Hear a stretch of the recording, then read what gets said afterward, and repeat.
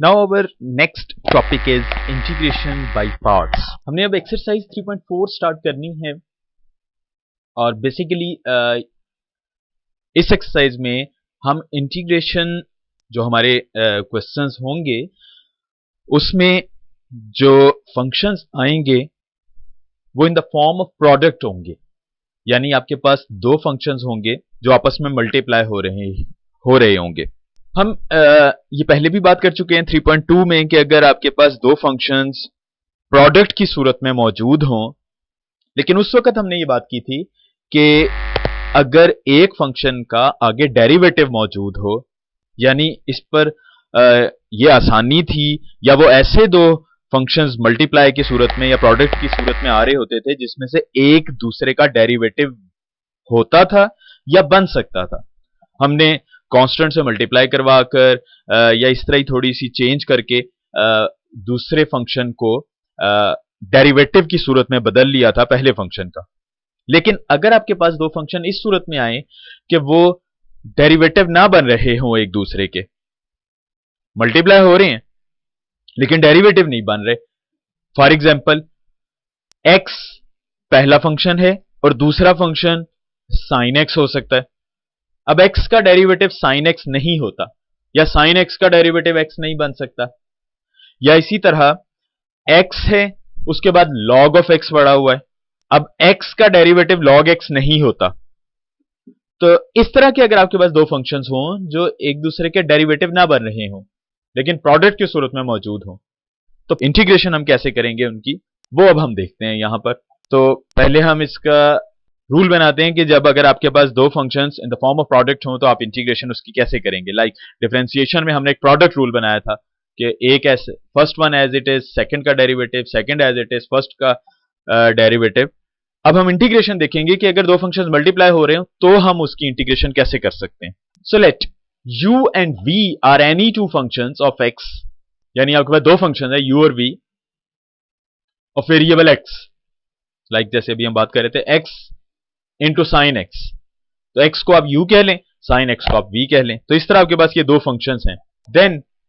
This one is the integral way कि हम कैसे दो फंक्शंस अगर मल्टीप्लाई हो रहे हो, like this one is u and this one is v which are in the form of product, या मल्टीप्लाई हो रहे हैं, तो फिर उसकी इंटीग्रेशन कैसे होगी, ये उसकी एक्सप्लेनेशन लिखी हुई है कि आप इस तरह से इंटीग्रेशन करेंगे। और ये है क्या, बेसिकली u यानी first one as it is रख लेंगे और सेकंड वन का इंटीग्रल माइनस, फिर इंटीग्रल का साइन लगा है। और ये थोड़ा सा लेंथी एक्सप्रेशन है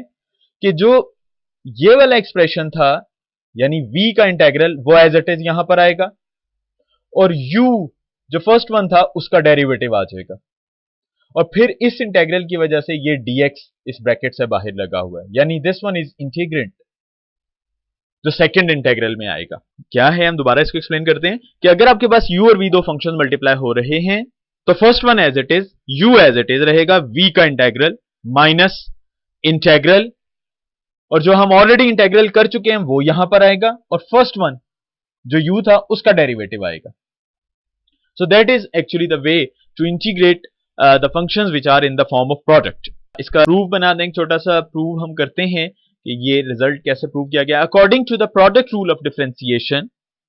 वी हैव कि अगर दो फंक्शंस मल्टीप्लाई हो रहे हैं तो डिफरेंशिएशन उनकी कैसे कर सकते हैं, चैप्टर 2 में हमने पढ़ा हुआ है। D by D X of P Q is equal to P as it is Q का derivative plus Q as it is P का डेरिवेटिव, यानी ये हमने सिंपली डिफरेंशिएशन का प्रोडक्ट रूल अप्लाई किया। Integrating both sides with respect to X, integration apply की, so simple integral apply कर दिया इस पर, ये इंटीग्रेशन साथ dx, ताकि पता चले कि ये x के फंक्शंस थे, वेरिएबल x के थे, तो dx आ जाएगा is equal to integral of p dq by dx, यानी इस पार्ट का integral plus integral of this one q dp by dx। अब हम जानते हैं, ये हमने वेरी फर्स्ट लेक्चर में बात की थी कि d by dx and integral are inverse process, ये इनवर्स ऑपरेशंस हैं एक दूसरे के, लिहाजा जब इनवर्स ऑपरेशन साथ अप्लाई हो रहे हो तो ये कैंसिलेशन हो जाती है, आपके पास सिर्फ ये पी क्यू बच जाएगा लेफ्ट साइड पर, right side as it is रहेगी, लिहाजा P Q is equal to, right side बिल्कुल एज इट इज वही लिख लिया कि integral of P D Q by D X plus Q D P by D X, यानी both integrals as it is रहे। यहां अब हमने ये लेफ्ट साइड पर शिफ्ट कर दिया, ये वाला इंटीग्रल, ये एज इट इज रहा P D Q by D X which are this one, P Q minus, ये माइनस हुआ लेफ्ट साइड पर आकर Q D P by D X, ये इंटीग्रल, और इसको हमने इक्वेशन 1 का नेम दे दिया, यानी हमने P D Q by D X right side पर ही रहने दिया और Q D P by D X का इंटीग्रल हम लेफ्ट साइड पर लेकर। इसके बाद let p is equal to u, क्योंकि हमने बेसिकली u v यानी दो फंक्शंस मल्टीप्लाई हो रहे हों तो उनका रूल बेसिकली हम प्रूव करने जा रहे थे, तो हम इस p को लेट कहते हैं कि ये u है, यानी ये वाला जो फंक्शन था उसको u का नेम दे दिया, और dq बाई dx इसको v का नेम दे दिया।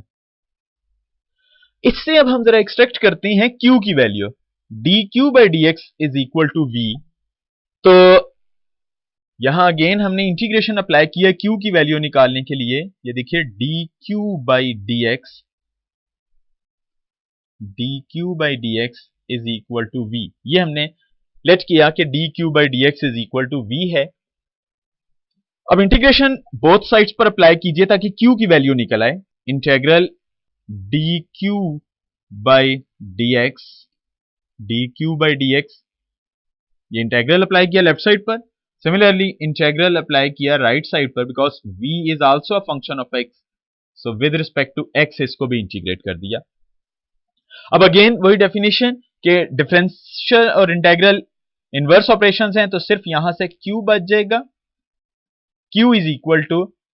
ये एज इट इज रहा, इंटीग्रल ऑफ v dx, ये आ गया q, जो हमने यहां से, ये इस तरह से हमने एक्सट्रैक्ट की है वैल्यू ऑफ q। तो हमने इक्वेशन 1 में p को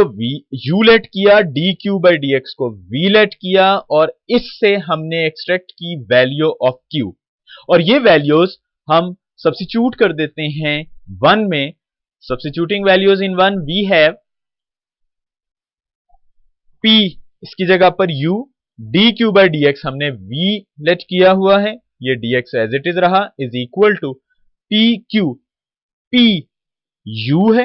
ये p को हमने u लेट किया हुआ है, q, ये हमने q की वैल्यू निकाल ली थी which is integral v dx, ये आ गया इंटीग्रल v dx, माइनस फिर दिस वन, ये इंटीग्रल का साइन, एंड q हमने इंटीग्रल ऑफ v dx, ये आ गया q की वैल्यू, उसके आगे d by dx of p, तो d बाई dx p को हमने u कहा हुआ है, और फिर ओवरऑल ये dx इस इंटीग्रेशन के साइन की वजह से आ गया। So this one is the proof of integration by parts, के हमने दो फंक्शंस मल्टीप्लाई हो रहे हो तो इनकी इंटीग्रेशन कैसे करनी है। अब एक छोटी सी एग्जांपल से इस रूल को हम थोड़ा सा डिस्क्राइब कर दें कि अगर आपके पास